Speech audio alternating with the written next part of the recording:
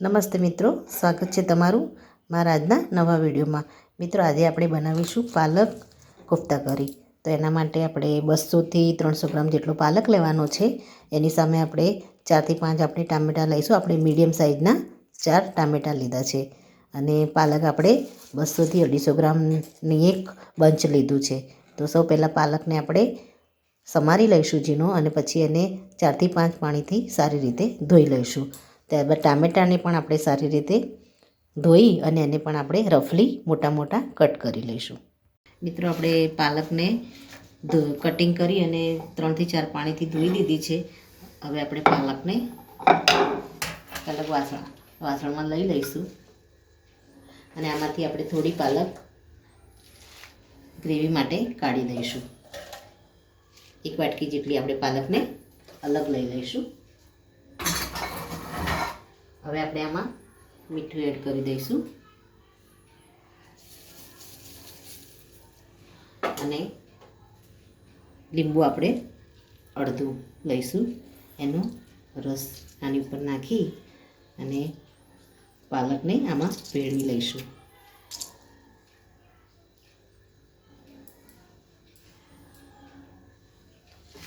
પાલકને આ રીતે આમાં મિક્સ કરી દઈશું અને થોડીવાર માટે આપણે આને ઢાંકી અને મૂકી દઈશું 10 મિનિટ માટે। એટલે આમાંથી જે પણ પાણી નીકળે એ બધું પાણી આપણે હાથ વડે દબાવી અને નીચોવીને લઈ લઈશું। ટામેટાને પણ આપણે કટિંગ કરીને રાખી મૂક્યા છે। મિત્રો, આપણે થોડી પાલકને જે અલગ કાઢી દીધી છે એને આપણે બોઇલ કરી લઈશું। તો આપણે તપેલીમાં પાણી ગરમ કરી દીધું છે। પાણી આપણું ગરમ થાય એટલે આપણે પાલકને એમાં એડ કરી અને ગ્રેવી માટે આપણે આને બોઇલ કરી નાખીશું। તો થોડી આપણે 20% જેટલી જ બોઇલ કરીશું। થોડી સોફ્ટ થઈ જાય એટલે તરત એને બહાર લઈ લઈશું અને ઠંડી કરી અને એને આપણે મિક્સરમાં ક્રશ કરી લઈશું। મિત્રો, આપણે પાલકને લીંબુ અને મીઠું નાખી અને ઢાંકીને મૂક્યો હતો, એને આપણે ચેક કરી લઈશું। તો આપણા પાલકમાંથી સારું એવું પાણી બહાર નીકળી ગયું છે। હવે આપણે પાલકને દબાવી નીચોવી લઈશું અને એમાંથી જેટલું પણ પાણી નીકળે એટલું આપણે પાણી નીચોવી પાલકને આપણે અલગ વાસણમાં લઈ લઈશું। મિત્રો, આપણે બધું પાણી નીચોવી લીધું છે અને સારું એવું પાણી પાલકમાંથી નીકળી ગયું છે। હવે આપણે પાલકમાંથી આપણે કોફતા બનાવવાની શરૂઆત કરીએ એ પહેલાં આપણે દાળિયા લીધા છે।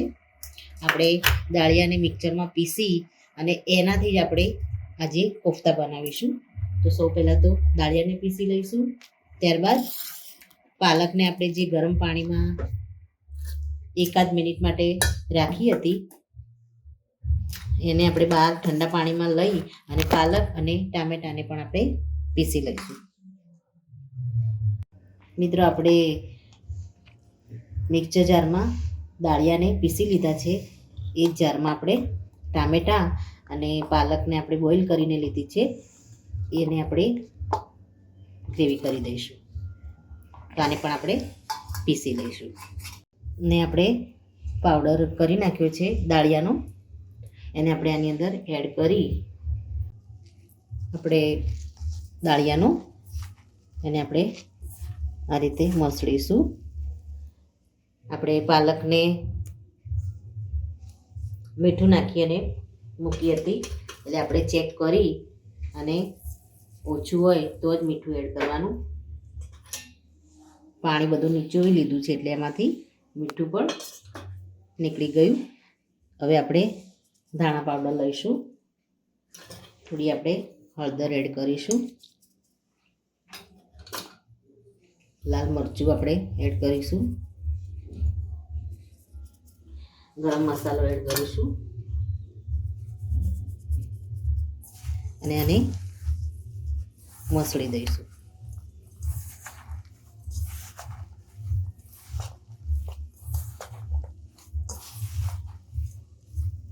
થોડી વાર માટે મસળી થોડું આપણે તેલ લઈશું અને આના બોલ બનાવી લઈશું। થોડું આપણે એમાં તેલ એડ કરીશું અને કોફતા માટેના આપણે બોલને રેડી કરી દઈશું.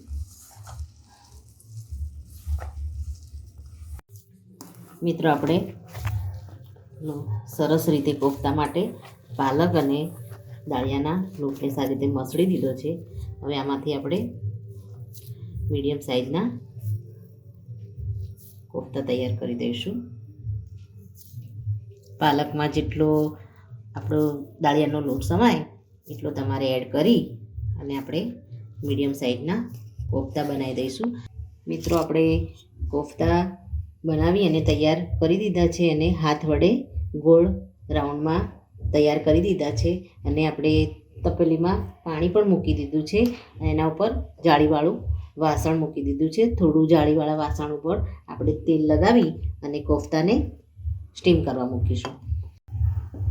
તો મિત્રો હવે આપણે કોફતાને આપણે વરાળે સ્ટીમ કરી લઈશું. અને જ્યારે તમે આ કોફતા માટે દાળિયાને વાટી અને તૈયાર કરો છો ત્યારે બહુ સરસ સુગંધ આવે છે મિત્રો આ કોફતાની. તો આ રીતે આપણે હવે આની ઉપર ઢાંકણ ઢાંકી અને કોફતાને સારી રીતે આપણે સ્ટીમ થવા દઈશું. મિત્રો આપણે કોફતાને ચેક કરી લઈશું. આપણા કોફતા રેડી થઈ ગયા છે. ગેસને આપણે બંધ કરી લઈશું.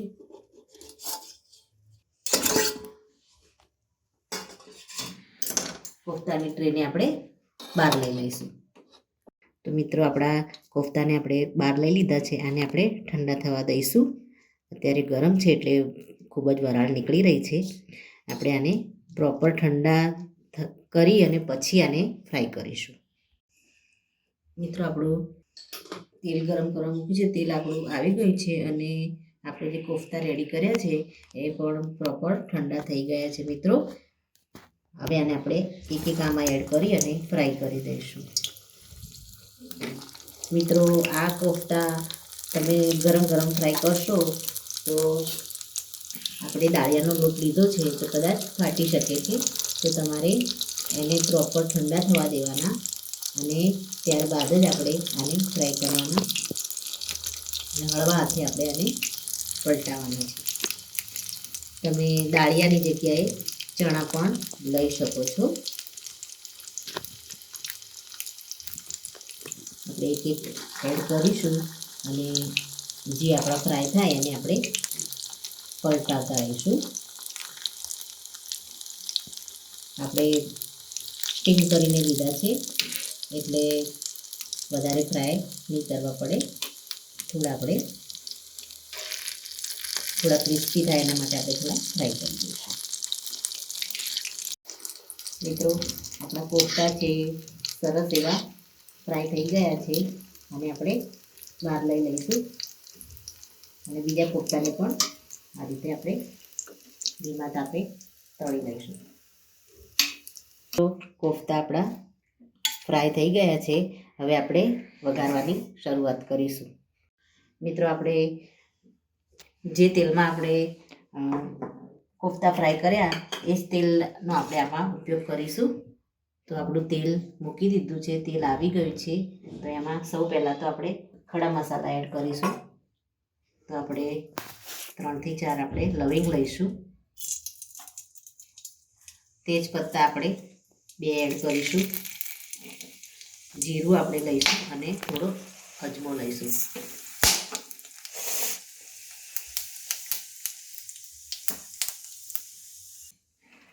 મિત્રો આપણે ખડા મસાલામાં લવિંગ, તેજપત્તા, અજમો અને જીરું એડ કરી દીધું છે. આપણે ઝીણી સમારેલી ડુંગળી એડ કરી દઈશું.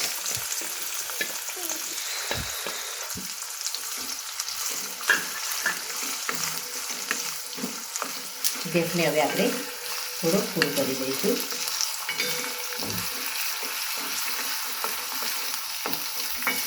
હવે એમાં આદુ, મરચાં અને લસણને આપણે કૂટીને રાખ્યું છે એને એડ કરી દઈશું.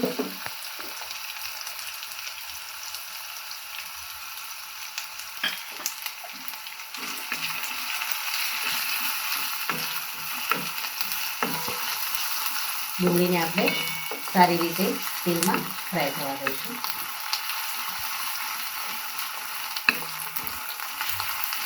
ડુંગળીનો કલર થોડો ડાર્ક થાય ત્યારબાદ આપણે ટામેટાં અને પાલકની જે આપણે પેસ્ટ તૈયાર કરી છે એને આપણે આની અંદર એડ કરી દઈશું. મિત્રો તમે જોઈ શકો છો કે આપણી ડુંગળીનો સરસ એવો કલર ચેન્જ થઈ ગયો છે. હવે આપણે પાલક અને ટામેટાની ગ્રેવીને આપણે એડ કરી દઈશું.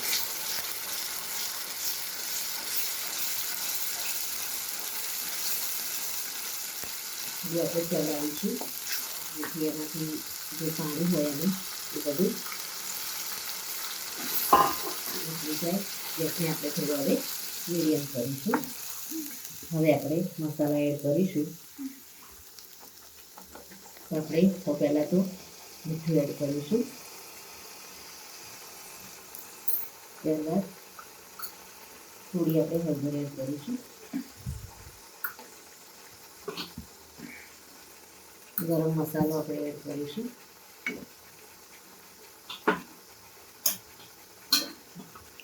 ધાણા પાવડર એડ કરીશું.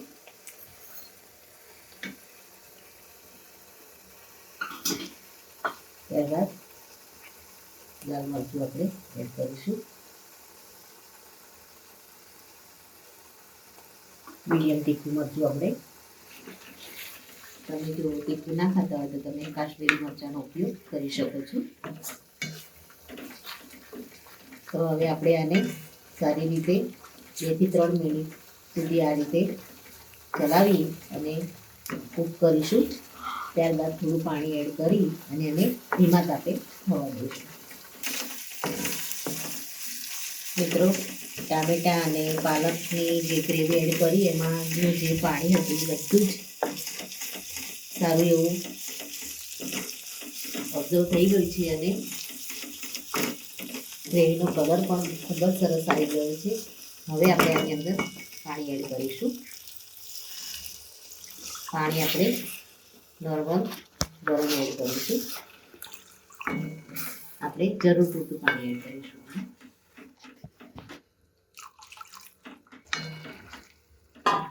હવે આપણે મીડિયમ ગેસ ઉપર આને થવા દઈશું. મિત્રો હવે આપણે ગ્રેવીને ચેક કરી લઈશું.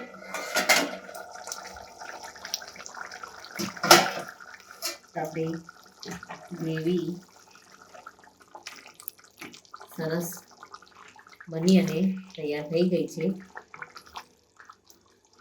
આ રીતની આપણે થિકનેસ રાખીશું. હવે ગેસને આપણે બંધ કરી દઈશું અને કરીને આપણે ઠંડી થવા દઈશું.